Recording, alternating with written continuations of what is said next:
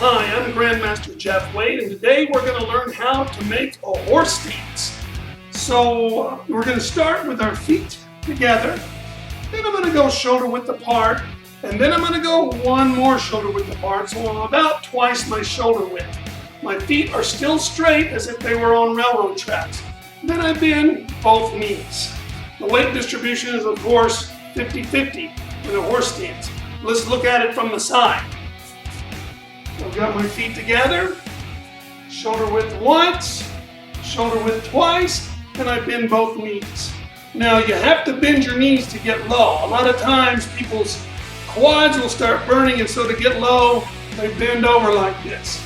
Not correct. Your spine wants to stay straight up, and you bend both knees just like that. In a form such as basic 3, you want to make sure you stay right on your line. So if you're here, right on the line, right on the line, both knees bent, and then back straight. And that is how to make a horse stance. Thanks for watching.